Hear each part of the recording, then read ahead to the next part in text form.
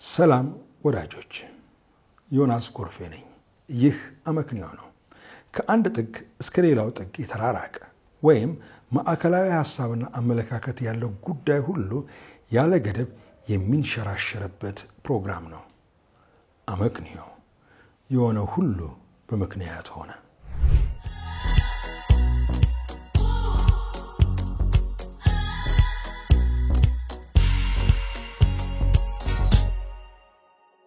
የጉባኤ ጋጋታ እንደ ፈረንጆቹ አቆጣጠር በ2018 የአሜሪካው ፕሬዝዳንት ዶናልድ ትራምፕ ከአፍሪካ ስለሚወጡ ፍልሰተኞች ወይም ኢሚግራንት ሲጠየቅ አሜሪካ ከእንደዚህ አይነት የበከተ ሀገራት የሚወጡ ሰዎች ለምን ያስፈልጓታል ብሎ ነበር። የፈረንጅ አባባሉ ወይም የፈረንጅ አፍ አባባሉ የተሻለ ይገልጠዋል። ሎስት ኢን ትራንስሌሽን እንዳይሆን በቀጥታ በፈረንጅ አፍ ሲባል Why would the U.S. want immigrants from all these shithole countries? ነበር ያለው። በሌላ ጊዜ ደግሞ የናይጄሪያ ስደተኞችን ሲያንጓጥጥ Nigerians, once they came to the United States, would never go back to their huts ነበር ያለው። ናይጄሪያውያንን እንደ አንድ የአሜሪካ ከገቡ ወደ ሀገራቸው ጎጆ አይመለሱም የሚል ነበር። ይህ መቼስ በጣም ግልጽ የሆነና ለትርጉሙ የማያወላዳ አባባል ነው። ሰውየው ለአፍሪካ ያለውን አመለካከት ቁልጭ አድርጎ ያሳያል። ይኸው አፍሪካን እንዲህ በወረደ መልክ ሲያያት የነበረ ሰው አሁን ደግሞ አይኑን የጣለባት ይመስላል። ይህ አይነቱ ድንገት የሐሳብ ለውጥ ብዙዎችን ያስገረመ ለውጥ ሆኗል። ትራምፕ ምን ቢያስብ ነው አፍሪካን በበጎ አይን ማየት የፈለገው የሚለው ጥያቄ በአፍሪካውያን ፖለቲከኞች ሆነ ማኅበራዊ አንቂዎች ዘንድ ትኩረት የሳበ ጉዳይ ሆኗል። እንደ ታዋቂው አፍሪካዊ አሰላሳይ ወይም ቲንከር ፕሮፌሰር ሉሙምባ ከሆነ መልሱ ግልጽ ነው። አፍሪካ የመለመኛ ቅርጫት ብቻ ሳትሆን ሀብት የሚፈልቅባት ጉድጓድ መሆኗን የገባው ይመስላል። አሜሪካ ላለፉት ጥቂት አስርተ ዓመታት በተለይ ከሁለተኛው ዓለም ጦርነት በኋላ የዓለምን ፖለቲካና ኢኮኖሚ እንዲሁም ወታደራዊ ኃይል በመዘወር በኩል ግንባር ቀደም ሆና የወጣች ኢምፓየር ሆናለች። በእነዚህ ዓመታት ውስጥ አፍሪካ ከእርዳታ ተቀባይነት በላይ ብዙም ትርጉም ያላት አህጉር አድርጎ የሚወስድ ምዕራባዊ ሀገር ያለ አይመስልም ነበር። ነገሮች ግን እየተለወጡ የሚመጡ ይመስላል። አንድ ጊዜ ማንም የማይወዳደራት የምትመስለው አሜሪካ ቀስ በቀስ ጉልበቷን እያጣችና በተቃራኒው የሚገዳደሯት ቻይና፣ ሩሲያ ብቅ ያሉ ይመስላል። በተጨማሪም ብሪክስ ባልታሰበ ፍጥነት አቅሙን እያፈረጠመ አድማሱንም እያሰፋ ነው። ሀያላንን ዶላር አሽመድምጄ ከቁጥጥር ስር ካላስገባው ተኝቼ አላድርም ያለ ይመስላል። እነዚህ ሀገራት ከጊዜ ወደ ጊዜ ጉልበታቸውን አፈርጥመው የአሜሪካንን አቅም መፈታተን ብቻ አይደለም የተያያዙት፣ አፍሪካንም የዚህ የትግል ሜዳ ማዕከል ማድረግ የፈለጉ ይመስላል። የጂኦፖለቲካው ካምፓስን እስቱ ወደ አፍሪካ እየዞረ ነው። ለምን አፍሪካ? አፍሪካ ገና በደንብ ያልተጠቀመችበት የተፈጥሮ ሀብት እምቅ አላት። እንዲሁም ከፍተኛ የሆነ የሕዝብ ብዛት፣ በተለይ የመግዛት አቅሙ ቢሻሻል ጥሩ የሸቀጥ ማራገፊያ የሚሆን ሕዝብ አላት። በርካታ ገና ሰርቶ ያልጠገበ የሰው ጉልበትና በትንሽ ክፍያ ሊሰራ የሚችል በርካታ የተማረ ሰው ኃይልም አላት። ይህን በደንብ የተገነዘቡ እንደ ቻይና፣ ሩሲያ፣ ተርኪ የመሳሰሉት ሀገራት ከአፍሪካ ጋር ያላቸውን ግንኙነት በማጥበቅ በተለይ በመሠረተ ልማት፣ በመከላከያና በንግድ በኩል በንቃት እየተሳተፉ ነው። አሜሪካ ይህን እንቅስቃሴ በቅርበት እየተከታተለች ነው። ከአፍሪካ ፖለቲካዊ ሆነ ኢኮኖሚያዊ ተሳትፎ ቀስ በቀስ ተገፍታ እየወጣች እንደሆነ ቀልቧ እየነገራት ይመስላል። ስለዚህም ወዳጅነቷን መልሳ ለማጥበቅ እየተነሳሳች ነው ማለት ይቻላል። እንደ ሉሙምባ ግምገማ ዶናልድ ትራምፕ በሚቀጥለው የአስተዳደሩ ዘመን አፍሪካ ላይ ከፍተኛ ትኩረት የሚያደርግ ይመስላል። ጊዜው እየታየ ያለው ግን ትራምፕ አሁንም ለአፍሪካውያን መሪዎች ያለው ንቀት ገና የረገበ አይመስልም። ምናልባት አብዛኞቹ አፍሪካውያን መሪዎች ይህ ንቀትም የገባቸው አይመስልም። ዋናው ጥያቄ ያለው ትራምፕ በሁለተኛው የአገዛዙ ዘመን ከአፍሪካ ጋር ያለው ግንኙነት በምን መልክ ያደርገው ይሆን የሚለው ነው። እንጠቃቀም በሚል ኢኮኖሚያዊ ለበስ ፖለቲካ አፍሪካን ይቀርባት ይሆን ወይስ በዛው በተለመደው ካውቦይ አፕሮች ፖለቲካው መንገድ ይቀጥል ይሆን? ጊዜ ያሳየናል። የትራምፕ ካርድ ቁማር ጨዋታ እንዴት ይመዘዝ ይሆን? ትራምፕ በበጎ አድራጎት ላይ የተመሠረተ የውጭ ፖለቲካ መምራት የሚፈልግ አይመስልም። ሁሉ ነገር ለእርሱ ቢዝነስ ነው። ፖለቲካውን ቢሆን ንግድ ነው ለእርሱ። ለዚህ ነው ተቺዎቹ ሲተቹት እርሱ ነጋዴ እንጂ ፖለቲከኛ አይደለም የሚሉት። ፖለቲካው ገንዘብ ካላመጣ ወይም ወጪ ካልቀነሰ የረጅም ጊዜ ስትራቴጂ ብሎ ነገር እሱ ጋር የለም። ከዚህ በፊት ስልጣን ላይ ሳለ ደጋግሞ እንዳለውና እንዳደረገውም እርዳታ ብሎ ገንዘብ ማባከን መቆም አለበት ብሎ የሚያምን ነው። አሁንም ተመልሶ ወደ ስልጣን ሲወጣ ገና በመጀመሪያዎቹ ሳምንታትም ያደረገው ይሄንኑ ነው። ምንም እንኳን የአሜሪካ ትልቁ የእርዳታ ተቋም ዩኤስኤድ ለዓለም የሚሰጠው እርዳታ ከጠቅላላው የአሜሪካ በጀት ከ1% በታች ቢሆንም እርሱም በዛ ብሎ ቆርጦ ጥሎታል። ሁሉ ነገር የሚታየው አሜሪካ ፈርስት በሚለው መፈክሩ መነጽር ነው።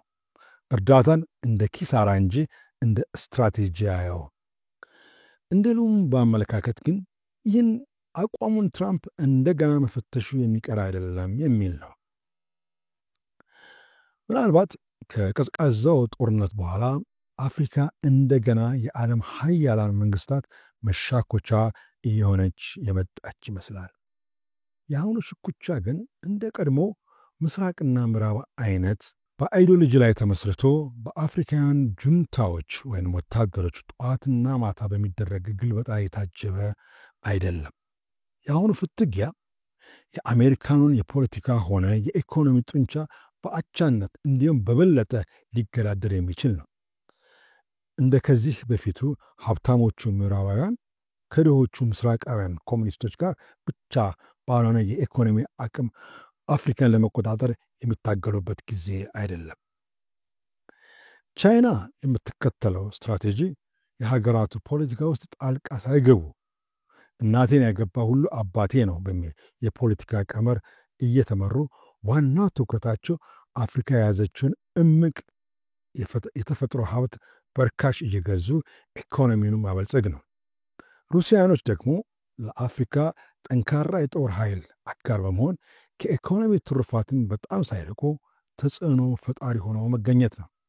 ተርኪ ደግሞ በኢኮኖሚውም በወታደራዊውም በፖለቲካውም እዚህም እዛም ዘው በማለት በሁሉም አቅጣጫ ሁለገብ የሆነ ተጠቃሚና የጥንቱን የቱርክ ኤምፓየር በአፍሪካ ላይ ለመመለስ የምትተጋ ትመስላለች። በእነዚህ ተጽዕኖች መሃል የጥንቶቹ የቅኝ ገዢዎች የያዙትን ላለመልቀቅ በተለይ እንደ ፈረንሳይና ፖርቹጋል አይነቶቹ የድሮውን ያህል ባይሆንም በአፍሪካ ያላቸውን ተጽዕኖ ላለማጣት መታገላቸው አይቀርም። ግን ብዙም የተሳካላቸው ያለ አይመስልም። አሜሪካውያንም ቢሆኑ ያላቸው ተጽዕኖ ከዕለት ዕለት እየተሸረሸረ ይገኛል። ጸረ ፈረንሳይ እንቅስቃሴ በምዕራብና በመካከለኛው አፍሪካ በጣም እየጠነከረ በመምጣቱ የተነሳ የፈረንሳይ የጦር ሰፈሮችና የኢኮኖሚ ተቋሞች የሚባረሩበት ሀገራት ቁጥር እየጨመረ ነው። አሜሪካን ቢሆን በናይጄሪያና በቻድ ያላትን የጦር ካምፕ አጥታለች። ይህ አዲስ እንቅስቃሴ ነው። ይህ ጉዳይ በዋሽንግተን ባሉ ፖለቲከኞች እይታ ውስጥ ሳይገባ አይቀርም። ትራምፕ በጀመረው የካውቦይ ፖለቲካ ከቀጠለ ግን የአሜሪካውያኑ ተጽዕኖ በአፍሪካ ላይ መሠረቱን እያጣ መምጣቱ አይቀርም ይላሉ እንደ ሮበርት ዲ ካምፕለን አይነት ተንታኞች። እንደ ፕሮፌሰር ሉሙምባ አመለካከት ትራምፕ ቻይናና ሩሲያ ወይም ተርኪ ወይም ብሪክስ ሲቀራመቷት ዳር ቆሞ የሚመለከት አይደለም። ወደ አፍሪካ አመጣጡም እስቲ እንተጋገዝና አብረን እንደገና እንደግ ከሚል ቀና መንፈስም አይሆንም። ትራምፕ በላቲን አሜሪካ በስቴዲየም ውስጥ ቀይ ጨርቅ ሲያይ እንደሚያቅበጠብጠው ተጋጣሚ ወይፈን ቻይናና ሩሲያን ባየበት ሀገር ሁሉ እየዘለለ ይገባል። ቢቻል በማግባባት ካልተቻለም በማስፈራራት የሚፈልገውን ለማግኘት መሞከሩ አይቀርም። መፈክሩ አሜሪካን ፈርስት ነውና በሸኮናው ረግጦ በቀንዱ ወቅቶ እንደ ካውቦይ በፈረሱ እየጋለበ አፍሪካን ለማተራመስ ይሞክራል። እንደተለመደው ለዚህም የግል ጥቅማቸውን ያስቀደሙ አብረውት የሚቆሙ አፍሪካውያንን፣ ፖለቲከኞችን፣ የጦር ሰዎች አይጠፉም ይላል ሉሙምባ። ላለፉት ጥቂት ዓመታት ቻይና በአፍሪካ መሠረተ ልማትን በመገንባትና መዋዕለ ሀብቷን በማፍሰስ በተለዋጩ ግንባር ቀደም የኢኮኖሚ ተጠቃሚ ስትሆን፣ ሩሲያ ደግሞ የአፍሪካን ሴኩሪቲ በመገንባትና በማማከር በዝምታ ተጽዕኖዋን ስታስቀጥል አሜሪካውያን የዳር ተመልካች ነበሩ። ቻይና በኢኮኖሚ ብቻ ሳይሆን የባህር በር ባላቸው የአፍሪካ ሀገራት ላይ የጦር ሰፈሮችን በመገንባትም የሚመጣው አይታወቅምና እኔም የጦር ኃይሌን ላጠናክር እያለች ትመስላለች።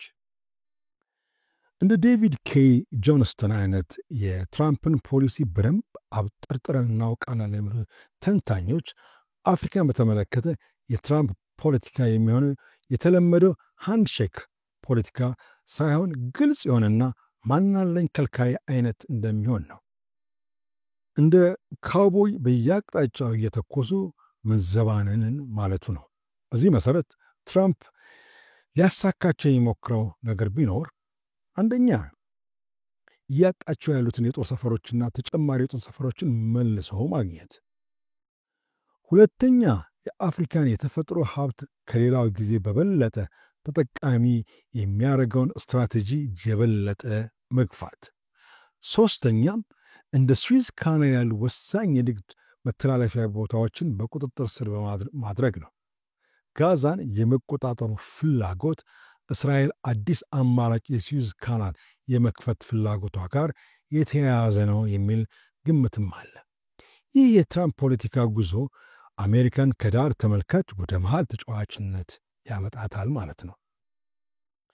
ትራምፕ ይህን ስትራቴጂውን ለማሳካት ከፑቲን ጋር ልከክልህ እከክልኝ ዲፕሎማሲ ውስጥ መግባቱ የሚቀር አይመስልም።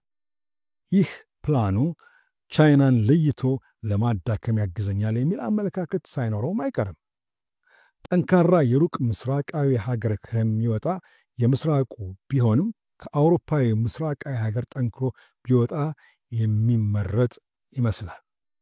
ያው የተለመደው ዞሮ ዞሮ ነገሮች ከአውሮፓዊ ነጭ ከምስራቅም ቢሆን እጅ ባይወጣ ይመረጣል።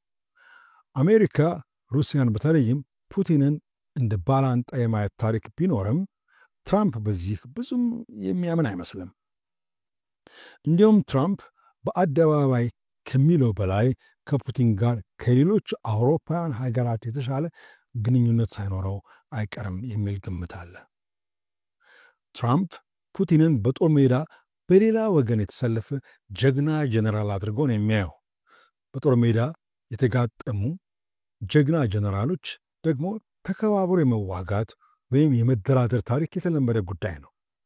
ፑቲን ትራምፕን በተመሳሳይ ደረጃ ያየዋል ወይስ አያየውም የሚለው ጉዳይ ግን ሌላ ጥያቄ ነው። ሉሙምባ የትራምፕና የፑቲን ግንባር መፍጠር ለአፍሪካ ፖለቲካዊ ሆነ ኢኮኖሚያዊ ግንኙነት ምን ፋይዳ አለው የሚለው ነገር ነው ዋና ትኩረት ሊሰጠው የሚገባ የሚል ጠንካራ አቋም አለው። እነሱ እንደ ፍጥርጥራቸው ማለቱ ነው። የዓለም ሀያላን ሀገራት ወደ አፍሪካ ምድር ተመልሰው ሌላ ዙር ግጥሚያ ሊጋጠሙ ሲዘጋጁ አፍሪካውያን በተለይ ፖለቲከኞቹና ሊቃኑ የተጋጣሚዎቹን ሜዳ ድልዳሎት በማዘጋጀት ይሆን የጨዋታውን ሕግጋት በማውጣትና በማስፈጸም በኩል ምን ያህል ዝግጁነት እያደረጉ ነው? ይህ ስጋትም እድልም ይዞ እየመጣ ያለ ጉዳይ ስለሆነ አፍሪካን የመቀራመት ጉዳይ ጀነራል አክት ኦፍ በርሊን ኮንፈረንስ ከተካሄደ 140 ዓመት አልፎታል። ይህ የሦስቱ ሲዎች ማለትም ሲቪላይዜሽን፣ ክርስቲያኒቲ ኤንድ ኮመርስ ለአፍሪካውያን ከምዕራባውያን የቀረበላቸው መድኃኒት ወይም ፕሬስክሪፕሽን ነበር አፍሪካን ከኋላ ቀርነት ለማውጣት። አውሮፓውያኑ የሰው ኃይልን ከአፍሪካ በገፍ በባርነት እየገዙ የራሳቸው እርሻና ኢንዱስትሪ ማበልጸጉ አዋጭነቱ እየቀነሰና ኢሞራላዊ ነው የሚለው ፖለቲካዊ ግፍ እየጠነከረ ሲመጣ አማራጭ አድርገው የወሰዱት ራሳቸው ጠመንጃ ይዘው ወደ አፍሪካ በመዝለቅና የሀገሬውን ተወላጅ በጥቅምም ሆነ በግድ አሳምኖ ጥሬ ዕቃን ከአፍሪካ ማጋዙን ነው የተሻለ አማራጭ ያደረጉት። ይህ የፖለቲካ ለውጥ ሽፍት ኮሎኒያሊዝምን ወይም የቅኝ ግዛት ፖለቲካን ፈጠረ። ይህ የቅኝ ግዛት ፖለቲካ ዘዬ እየደበዘዘ ሲመጣና እንደ ቀድሞ የሀገራቸውን ባንዲራ በየቦታ ተክሎና ወታደር አሰማርቶ ኢኮኖሚውን ሆነ ፖለቲካውን ለመቆጣጠር ከመሞከር ይልቅ ሌላ ምዕራባውያን ያመጡት የመቆጣጠሪያ ዘዴ ጥቂት ፖለቲከኞችንና ወታደራዊ አዛዦችን በመያዝ ምንም የማይፈይደው የኢኮኖሚ ድጋፍ ቃል በመግባት ጥርስ ቀርቶ ድድ የሌለውን የፖለቲካ እኩልነትን በማሳየት ለምሳሌ የፈረንሳይ ፕሬዝዳንት አቻቸው ከሆነ የቡርኪና ፋሶ ፕሬዝዳንት ጋር ዓለም አቀፍ በሆነ ጉዳይ ላይ ተወያዩ የሚል ማላገጥ እያሳዩ ብቻል በዲፕሎማሲ በኩል ተጽዕኖ መፍጠር ወይም በማስፈራራት ካልሆነም በቀጥታ ወደ ፖለቲከኞች ኪስ የሚገባ ገንዘብ በመለገስ የፖለቲካን መዘውር ምዕራባውያኑ በእጃቸው በማስገባት ኢኮኖሚው ተጠቃሚነታቸውን በኒዮ ኮሎኒያሊዝም በኩል ቀጥለውበታል። አብዛኛውን ጊዜ ይህ የፖለቲካ ስትራቴጂ ማለትም ኒዮ ኮሎኒያሊዝም የሚፈጸመው አፍሪካውያን ምሁራን አዲሱ የበርሊን ጉባኤ ሲንድረም ብለው በሚጠሩት አፍሪካ ፕላስ ዋን ሰሚት ወይም ጉባኤ ጋጋታ በኩል ነው። ታሪክ ደጋግሞ እንዳሳየን በእነዚህ ጉባኤዎች ላይ ከተጋበዙ ትላልቅ የድጋፍ ቃላት ፕሮሚስ ባለፈ አብዛኛው የተጨበጠ ነገር ያልወጣበትና አፍሪካውያን ጉባኤውን ካዘጋጁት ሀገራት ጋር በምንም አይነት የእኩልነት መንፈስ ውስጥ ሆነው የማይወያዩበት የጌታና የተከበረ ሎሌ አይነት ጉባኤ ነው። ለምሳሌ ያህል በቅርቡ የነበረው የቻይና አፍሪካ ጉባኤ ላይ ቻይና $51 ቢሊዮን ኢንቨስት በማድረግ ከ1 ሚሊዮን በላይ ሰዎች የሥራ ዕድል እንደምትፈጥርና $141 ሚሊዮን ወታደራዊ ሥልጠና መሳሪያ ድጋፍ እንደምታደርግ ቃል ገብታለች። ኮሪያ ደግሞ ሶል ላይ አፍሪካ መሪዎችን ሰብስባ $14 ቢሊዮን በመርዳት የኤክስፖርት ንግድን የሚያሳልጥና በጣም ጠቃሚ የሆኑትን የማዕድን ኃይል አፍሪካውያን እንዴት ማምረት እንደሚችሉ የሚያግዝ ዕውቀት በማስተማር ድጋፍ እንደምታደርግ ቃል ገብታለች። ጣሊያንም እንደ አቅሚቲ አሁንም የአፍሪካ መሪዎችን ሮም ላይ ሰብስባ የቢሊዮኖችን ዶላር ቁጥር በመጥራት ምራቅ የሚያስወጥ ቃል ገብታለች። በእነዚህ ጉባኤዎች ግብዣ ላይ ሁሉም የአፍሪካ መሪዎች ማን ቀድሞ ይደርሳል በሚል የልጆች የትምህርት ቤት ሩጫ አይነት በሚመስል መንገድ ተንጋግተው ወደ እነዚህ ዋና ከተሞች ይሄዳሉ። በሚሰሙት የተስፋ ቃላቶችም በደስታ የመሪዎቹ ናላ ይዞራል። ምናልባት ከተገባው ቃል ግማሽ እንኳን ቢመጣ ምን ያህል የራሳቸውን ኪስ የበለጠ እንደሚያዳብር እያለሙ ይሆናል የሚፈነድቁት። ከረሜላ ወይም ኬክ እንዳየ ሕፃን። አፍሪካ ሴንተር ፎር ስትራቴጂክ ስተዲ የሚባል ድርጅት ውስጥ ተመራማሪ የሆነው ፖልና ቱሊያ የእነዚህ መሪዎች እንዲህ እየተንጋጉ መሄድ ውጤት አልባ ሆነው የመመለስን ጉዳይ ሲተች ወደ ተጠሩበት የሀያላን መንግስታት ዋና ከተሞች ተንጋግተው ይሄዳሉ። እንደ ሕፃናት ተማሪዎች በተቻለ መጠን የፊት መቀመጫ ላይ ተቀምጠው በታደላቸው የማስታወሻ ደብተር ላይ ይጽፋሉ። በአስተማሪው ፊት ተወዳጅ መሆን እንደሚፈልግ ትንሽ ልጅ አይናቸውን እያቅለጨለጩ የተባሉት የገባቸው ምስል አንገታቸውን ይነቀንቃል። ከዚያም በመጨረሻ ማን ከትላልቆቹ መሪዎች አጠገብ ቆሞ ፎቶ ይነሳል በሚል መራኮት እንደ ትምህርት ቤት ፎቶ ተደርድረው ይነሱና እድለኞች ከሆኑ አንድ ባንድ ፎቶ ከጋባዦች ጋር መሪው ጋር የፎቶ መነሳት ዕድል አግኝተው ወደ መጡበት ይመለሳል። ያውም የፎቶ ነገር ከቀናቸው ነው ይላል። ይህ ነው አብዛኛው የአፍሪካ ሰሚት ወይም ጉባኤ ውጤት። የኬንያው ፕሬዝዳንት በዚህ ተንገሽግሾ this entire process is embarrassing for Africa ነበር ያለው። ግን ነገም ቢጠሩ ጭራቸውን ቆልፈው መሄዳቸውን አይተውም። የሚያሳዝነው የአፍሪካ መሪዎች እንዲህ መሆን ብቻ አይደለም። እንዲህም ተለማምጠው ወይም ክብራቸውንም አዋርደው ገንዘቡ ቢገኝ መቼስ ድሃ ለማኝ ነውና ቀን እስኪያልፍ ላጎብድድ ሊል ይችላል። ግን ይህ የተገባው ቃል በአብዛኛው ተግባር ላይ የማይውል ነው። ከዚህ ከተገባው ቃል ጥቂቱ እንኳን በተግባር ላይ ቢውል ከዛው ገንዘብ ላይ አብዛኛው ገንዘብ እዛው ፕሮጀክቱን የሰጡት ሀገራት ውስጥ ነው የሚቀረው። ጥቂት ጠብታ ወደ አፍሪካ ቢመጣ ከዛው ውስጥ ለታቀደለት ፕሮጀክት ሳይሆን በሙስና በተጨማለቁት ፖለቲከኞች እጅ ውስጥ ነው የሚቀረው። የቅርቡ የዩኤስኤድ ታሪክም ይሆነው የድርጅቱ ባጀት ከአሜሪካ ጠቅላላ ባጀት ከ1% በታች ነው። ከዚህ ውስጥ ወደ አፍሪካ ለተለያዩ ፕሮጀክቶች ከሚመጣው ወደ 65% የሚሆነው ባጀት እዛው አሜሪካ ውስጥ ፕሮጀክቱን ማዘጋጃና ማስፈጸሚያ በሚል ተውጦ ይቀራል።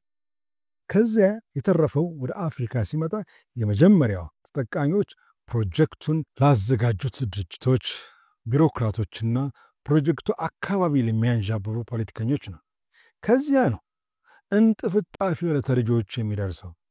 ግን እንደዛም ሆኖ አፍሪካውያን መሪዎችና ፖለቲከኞች በድህነትና በረሃብ እንዲሁም በውሃ ጥምና በትምህርት እጦት ለሚሰቃየው ሕዝባቸው ከደረሱለት በተሻለ ይህ ፕሮጀክት ይደርስለት ነበር። አሳፋሪው እውነታ ይሄ ነው። የመጀመሪያው ችግር አፍሪካውያን ለድርድር ሲቀመጡ በዙፋን ላይና በአንጻሩ በድንክዬ ባርጩማ ላይ እንደተቀመጡ ተወያዮች ሆነው ነው የሚቀመጡት። አፍሪካውያን ምንም እንደሌላቸው ጉባኤ ወይም ሳሚት ጠሪዎቹ ግን ሁሉ በሁሉ እንደሆኑ የሚያሳይ ተጽዕኖ ውስጥ አስገብተው ነው ውይይቱ የሚጀመረው። ለነገሩ ውይይት ወይም ድርድር የሚለው ቃል አግባብም አይደለም። ጉባኤ ጠሪዎቹ የሚፈልጉትን ነገር ይነግሯቸዋል። ጉባኤ ተጠሪዎቹ የሚነገራቸውን ነገር ሰምተው በመደዳ ቆመው ፎቶ ተነስተው ይመለሳሉ። ውይይት ወይም ድርድር ቅንጦት ነው። እንኳን ሊደራደሩ በስብሰባዎች ላይ ከ3 ደቂቃ በላይ ንግግር እንኳን የማድረግ ዕድላቸው ውስን ነው። እሱንም እንደ ትልቅ ስኬት የሚያዩ የአፍሪካ መሪዎችም አይጠፉም። ስለዚህ መሪዎቹ ወደዚህ ስብሰባ ከመንጋጋታቸው በፊት ሌላ ስትራቴጂ መንደፍ ይገባቸዋል። ለምን የሆነ አፍሪካ የዚህን ያህል በጣም ተፈላጊ የሆነችው? እንዲህስ ለዘመናት ለመዘወር ማኒፕሌት ለመሆን ለምን ቀላል ሆነች? የመጀመሪያውን ጥያቄ ለመመለስ አብዛኛውን ጊዜ የአፍሪካ መሪዎች ያላቸውን የሀብት ጥንካሬ ስላልተረዱት ወይም ቢረዱትም እንኳን በታቀደ መልክ ይህንን ሀብት የተጽዕኖ መፍጠሪያ ማድረግ የቻሉ ወይም የፈለጉ አይመስሉም። ባገኙት ወረቀት ላይ በቀላሉ እየፈረሙ ጥቅማቸውን አሳልፎ መስጠትን እንደዋዛ ያደርጉታል።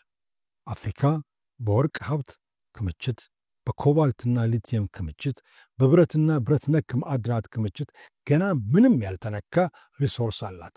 ይህም ብቻም አይደለም፣ በሰውም ኃይል ገና ብዙ መሄድ ትችላለች። ባላት የተስተካከለ የተፈጥሮ ሀብት ዓለምን ሁሉ ሊቀልብ የሚችል የእርሻ ቦታዎች አሏት። ስለዚህ አንጋግተው ጉባኤ የሚጠሯትና አሰልፈው ፎቶ የሚያስነሷት ሀያላን መንግስታት ይህን ሀብት በጣም ይፈልጉታል። ሁለተኛውን ጥያቄ ስናነሳ ለምን አፍሪካ እንዲህ በቀላሉ ለዘመናት ለምዕራባውያኑ የጢቢ መጫወቻ ኳስ ሆነች ለሚለው ምዕራባውያኑ ሁሌም አፍሪካውያንን አንድ ስቴፕ እየቀደሙ ፕላናቸውን ይዘረጋሉ። በባሪያ ንግድ እርሻቸውንና ፋብሪካቸውን አጠናከሩ። የዚያ ጥቅም ሲያበቃለት ኮሎኒያሊዝምን ዘረጉና በዚያው በአፍሪካ ምድር ውስጥ ሀብታቸውን የበለጠ ወደ ከፍተኛ ደረጃ አደረሱት። የዚያ ዘመን አሰራር ሲያበቃ ኒዮ ኮሎኒያሊዝምን አስከተሉ። ይህ ደግሞ ከሁሉ የከፋው ነው። እነዚህን ስትራቴጂዎች ወደ ተግባር ለማስገባት ትልቁ መንገዳቸው አፍሪካውያንን ከፋፍሎ መያዝ ነው። በተጨማሪም ጥቂት የተማሩትን ክፍሎች በሀብት መያዝ፣ እነሱ የመጡበት ብሔር ከሌላው ብሔር የተሻለ ነገር ግን በሌላው የተጨቆነ መሆኑን መስበክ፣ በዛም ሜንታል ስሌቨሪ ውስጥ የገባ ትውልድን ፈጥሮ ለችግር ሁሉ የፈረንጆችን ኤምባሲ የሚያንኳካ ዲያስፖራ መፍጠር ነው። ይህ ዘዴ አፍሪካውያንን በቀላሉ ለመዘወር ወይንም ማኒፕሌት ለማድረግ ጠቅሟቸዋል። አፍሪካ ዓለምን ከምትፈልጋት በላይ ዓለም አፍሪካን ትፈልጋታለች፣ በእጇ ያለውን ኃይል በአግባቡ ከተረዳች። ፕሮፌሰር ሉሙምባና ሌሎችም አፍሪካውያን ምሁራን ደጋግመው እንዳሉት አፍሪካውያን መሪዎች ከእንደዚህ ማፈሪያ ጉባኤዎች ራሳቸውን ማራቅ አለባቸው። ትርጉምም ያለው ጉባኤ ወይም ሳሚት እንዲሆን ከተፈለገ የድርድር አቅም ያለው አፍሪካውያንን ጥቅም፣ መብትና ክብር ባስቀደመ መልክ የሚደራደር ተቋም ሊገነባ ይገባል። የአፍሪካ ህብረት ይህንን ሚና ሊጫወት ይችል ይሆናል፣ ግን ብዙም ተስፋ የሚጣልበት ተቋም ሆኖ አልተገኘም። ሌላው ቢቀር እንዲህ አይነቱ ጉባኤዎች በቻይና ይሁን በምዕራቡ ዓለማት ወይም በተርኪ ወይም በሩሲያኑ ሲዘጋጅ የአፍሪካ ህብረት ባለው ተቋም በኩል አባላቱን አማክሮ የተባበረ ሐሳብና ጥቅም አስከባሪ ውሳኔዎችን ይዞ መሪዎቹ እንዲቀርቡ ቢያደርግ ውጤታማ ይሆን ነበር። መሪዎቹ ከ3 እስከ 5 ደቂቃ የማይሞላ ንግግር ለማድረግ ከሚረባረቡ 3 ወይም 4 ተወካዮች መርጠው ሐሳባቸውን ሰብሰብ አድርገው እንዲያቀርቡ ቢያግባባ ህብረቱ ተስፋ የሚጣልበት ተቋም በሆነ ነበር። አፍሪካ መለመን የለባትም፣ መብቷን መጠየቅ ዲማንድ ማድረግ ነው እንጂ። ይህ ግን ተበታትኖ አይሆንም። ንክሩማ በአፍሪካ ህብረት ምስረታ ላይ እንዳለው ዩናይትድ ዊ ስታንድ ዲቫይድድ ዊ ፎል ነበር ያለው። ይህን ክብረ ነክና ረብ የሌለው ጉባኤ ጋጋታን በቃ የሚልና ከምር መብትን ጠረጴዛ ላይ አስቀምጦ መደራደር የሚፈልግ ትውልድ እየመጣ ያለ ይመስላል። አፍሪካ በ1950ዎቹና 60ዎቹ የተነሳው አይነት ከቅኝ ገዢዎች የመላቀቅ ትግል እንደገና መምጣት ያለበት ጊዜ የደረሰ ይመስላል። ይህ ትግል ግን ከሁለት አቅጣጫ የሚመጣን ጭቆና እምቢ ብሎ የሚታገል ትግል ስለሚሆን ትግሉ ፈታኝና እልህ አስጨራሽ ነው የሚሆነው። የ50ዎቹና የ60ዎቹ የነጻነት ትግል የቅኝ ገዢዎችን አስተዳደር በአካል ቢያባርርም በረዥም እጃቸው በድረ ቅኝ ግዛት ፖለቲካውንም ኢኮኖሚውንም መዘወራቸው አልቀረም። እንደ ፈረንሳይ አይነት ደፋሮችማ ባንኩንም እስካሁን በራሳቸው ቁጥጥር ስር አድርገው እያሽከረከሩት ነው። ከቅርብ ጊዜ ወዲህ ግን በኒጀር፣ በቡርኪና ፋሶ፣ በማሊ የተነሳው እምብኝ ለዚህ አይነት ቅኝ ተገዥነት የሚለው እንቅስቃሴ ተስፋ የሚያጭር ነው። ፈረንሳዮቹን ጠራጎ ለአንዴና ለመጨረሻ ጊዜ ማባረር መቻል ትልቅ እርምጃ ነው። ኒጀር በምድሯ ላይ ተቸክሎ የቀረውን የአሜሪካንን የጦር ሰፈር ጓዝን ጠቅለህ ውጣ በማለት ማሰናበቷ ጭራሽ የማይታሰብ ድርጊት ነበር። ደቡብ አፍሪካ የአሜሪካን ውድ ወዳጅ እስራኤልን በዘር የማጥፋት ወንጀል ለመውቀስ ድፍረት አሳይታለች። አሜሪካውያኑ ይህን እንዳታደርግ ያላደረጉት ተጽዕኖ አልነበረም። የማዕድንና የተፈጥሮ ሀብትን ተቆጣጥሮ ቀጥታ ለአህጉሪቱ ተጠቃሚነት መዋል ለሁለተኛው የአፍሪካውያን የነጻነት ትግል ግንባር ነው። በቀድሞ ቅኝ ገዢዎች ይሁን በአዲሶቹ የአፍሪካን ህብረት አዳኞች እንደ ቻይና አይነቶቹ ገትሮ የራስን ማንነት አስከብሮና በእኩል ወንበር በጠረጴዛ ዙሪያ ተቀምጦ ለመወያየት የአፍሪካውያን የለውጥ ንፋስ ጠንክሮ መንፈስ አለበት። አፍሪካውያንን ጥቅም ያስቀደመ፣ ሙስናን የተጠየፈ፣ ድህነት ያስጠላው፣ ውርደት ያንገሸገሸ ትውልድ መነሳት አለበት። ይህ ከ50ዎቹና ከ60ዎቹ የነጻነት ተጋዎች ባልተናነሰ እንዲያውም በበለጠ ቆራጥነት የሚጠይቅ ትግል ነው። ሀያላኑ ሀገራት ሲጠሩት ሻንጣውን ሸክፎ ብር ብሎ የሚሄድ መሪ ሳይሆን ተጠሪው ከጠሪው የበለጠ የመደራደር አቅም ሌቨሬጅ እንዳለው የሚያምን ምዕራባውያን ሆነ ቻይናን በራሱ ቦታ፣ በራሱ ጊዜ፣ በራሱ የድርድር ቅድመ ሁኔታ ጠርቶ ሻንጣቸውን አንጠልጥለው እሱ ባዘጋጁ ጉባኤ ወይም ሰሚት ላይ እንዲገኙ የሚያበቃ ታጋይ ትውልድ መፈጠር አለበት። እኩል የመደራደሪያ ኃይል በጉባኤ ጋጋታ ሳይሆን በእቅድ በተደገፈ የመደራደሪያ አቅም የሚያምን ትውልድ መነሳት አለበት። አሜሪካዊ ፈላስፋ ኖአም ኮሚስኪ እንዳለው there is no such things as poor country. There is only one failed system in resource management. ይህ አባባል በተለይ አፍሪካን በተመለከተ ትልቅ እውነታ አለው።